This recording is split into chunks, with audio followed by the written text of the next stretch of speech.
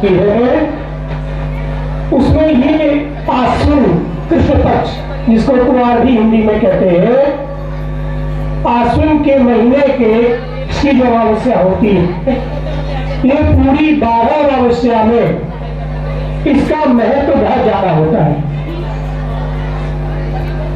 ऐसा कहा जाता है कि आप पूरे वर्ष में अमावस्या में कोई दान पुण्य नहीं करते, आप अपने पितरों के निमित्त कोई तर्पण न कर पाए, कोई दान पुण्य न कर पाए, ब्राह्मणों को भोजन न करा पाए। बहुत सारे लोगों के मन में एक और संशय होता है कि कई बार बहुत सारे लोगों को अपने पितरों की तिथि पता नहीं होती और तिथि पता न होने के विषय में लोग बड़े परेशान रहते हैं। तो तिथि पता नहीं है, हम किस तिथि में अपने पितरों के निमित्त उनकी तिथि बताए, ब्राह्मण है। अमावस्या और पूर्णिमा, जैसे मैंने आपको बताया है कि ये 2 नेत्र है आपकी। पहले के लोग ज्यादा पढ़े लिखे नहीं हुआ करते थे, लेकिन ज्यादा पढ़े लिखे न होने के बावजूद जो मुख्य चीजें होती थी मैंने जरूर पता होता था। जितने भी बुजुर्ग माता जी लोग हैं, दादाजी लोग हैं, इनके जमाने में कोई अनुष्ठान, कोई यज्ञ होता हो अथवा न होता हो, लेकिन पूर्णिमा के दिन सत्यनारायण की कथा, मतलब देवताओं का पूजन, और अमावस्या के दिन कराना, ब्राह्मणों को पूजन कराना, अमावस्या के दिन कार्य होते थे। और इन तिथियों में जिनके घर में ये 2 तिथियां सिद्ध हो जाती है, उनके घर में कभी भी उनके बच्चे बिगड़ नहीं सकते हैं। उनके बच्चे के जो विचार है उनमें दिक्कत ही नहीं आ सकती है। इतना प्रभाव है इस अमावस्या तिथि में। लेकिन अब क्योंकि युग बदल रहा है, समय बदल रहा है, बच्चे ज्यादा पढ़ा लिखा होने का परिणाम ये है। अभी परसों की बात है, मैं एक जगह खड़ा हुआ था तो एक सज्जन ने मुझसे पूछा कि पंडित जी ये हमको सेविंग करानी है, ये हम कब कराएं? मैंने पितरों में कराते नहीं है, फिर नवरात्रि लग जाएगी, उसमें अभी नहीं कराएंगे। ये बड़े और बड़े चोचले हैं महाराज, पता नहीं किसने बनाए। हमने कहा अच्छा, तो हमने उनसे कहा कि आप अमावस्या तिथि में क्षण कर्म करा सकते हैं। फिर हमने उनसे बड़े प्यार से पूछा कि भैया आपको ये जो 2 आंखें, 2 कान, 2 हाथ, 2 पैर, स्वस्थ शरीर जो मिला है, ये कहां से आया? तो मेरा मुंह देखने लगे। अरे मैंने कहा भैया बताओ, ये जो स्वस्थ शरीर आपको मिला, ये शरीर आपको कैसे मिला, कहां से मिला? बोले ये तो मेरे पिताजी के माध्यम से मिला। हमने कहा पिताजी को कहां से मिला था? दादाजी से। उनके दादाजी को ये परदादा से। उनका अच्छा। हमने कहा आप जिस घर में रहे घर किसका है? मेरे पिताजी का। हमने कहा पिताजी ने बनाया था? नहीं, मेरे दादाजी देखे गए। तो हमने कहा ये बताओ, जब शरीर पर खोने दिया, धन धान दौलत जिस पे आप राज कर रहे हैं, वो दादा परदादाओं की बनाई हुई है, तो इतना सब कुछ वो देके गए हैं, लेकिन आपको साल में एक बार पितरों का समय आता है, उनके निमित्त आप एक नियम नहीं कर सकते हैं।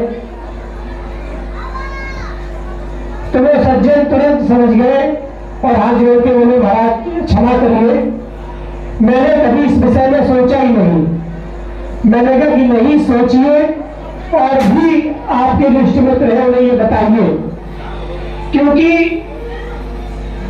हम सब क्या करते हैं अपने जीवन में, हर व्यक्ति शिकायत करता है कि भगवान ने हमें कुछ नहीं दिया। बहुत सारे लोग जिनके जीवन में थोड़ा सा भी कष्ट आता है, थोड़ा सा भी दुख आता है, तो वो तुरंत अपने भगवान को कोसने लगता है कि भगवान ने हमें क्या दिया है। अरे भाई ये बता, भगवान तुम्हें क्यों दो? भगवान से की तुमसे कौन सी रिश्तेदारी इसलिए भगवान तुम्हें दो? आप भगवान के लिए ऐसा क्या करते हो? जब हमारे यहाँ दिमाग चलता है, इतना तेज जो है उनके ट्रांसमीटर दौड़ जाते हैं, तो ये क्या है? अगर इतनी तलपता, अगर इतनी इच्छा थी आप भगवान की भक्ति में या प्रभु से नाता जोड़ने में लगा दे, विश्वास मानिए कि आपको किसी के सामने जीवन में कभी हाथ नहीं फैलाना पड़ेगा। वो तन्मयता की ही आवश्यकता है, वो तन्मयता नहीं आ पाती है। लोग कहते हैं कि भगवान हम पे, अरे भाई भगवान की आपसे क्या दुश्मनी है जो वो आप पे कृपा नहीं करेंगे? उनकी बातें हर दिन बरस रही है।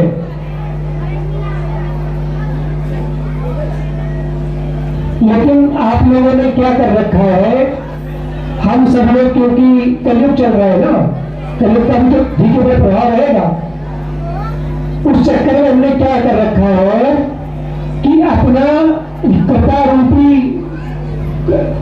कृपा प्राप्त करने की जो कटोरा है वो हमने उल्टा पकड़ रखा है। अगर भगवती की कृपा चाहिए, माँ की कृपा चाहिए, तो अपने हाथ में पहले तो कटोरा सीधा पकड़िए।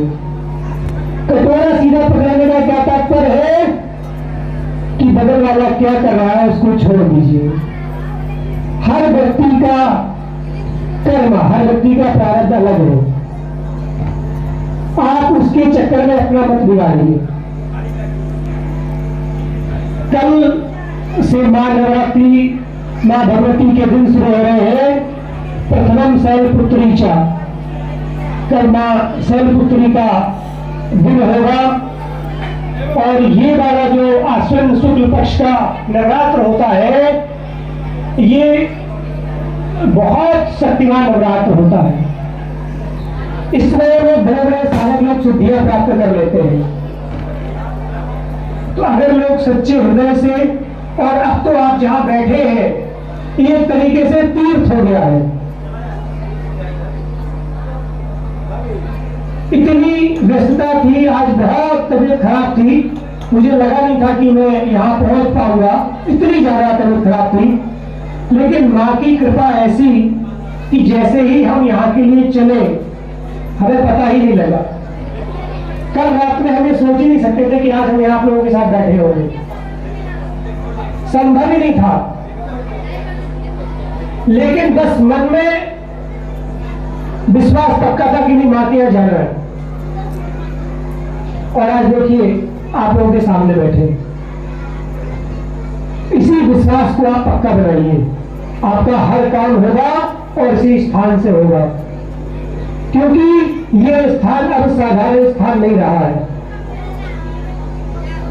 आप अपना विश्वास, आपका जितना पक्का और जितना निस्वार्थ होगा उतने जल्दी आपके कार्य सफल होंगे।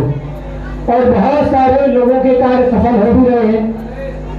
बीते समय में बहुत सारे बच्चों की नौकरियां क्षेत्र में लग रही है, कोई डॉक्टर बन रहा है, कोई सरकारी विभाग में जा रहा है। मैं मां से प्रार्थना करूंगा कि आप सबके घरों में बच्चे इसी तरीके से शिक्षावान हो, अच्छे अच्छे पदों पे उनको उन्नति प्राप्त हो, प्रोन्नति हो। आप सब लोग भी ऐसे ही अच्छे संकल्प के साथ मां के दरबार में इतना समय देते हैं, अच्छी भावना से आया करें।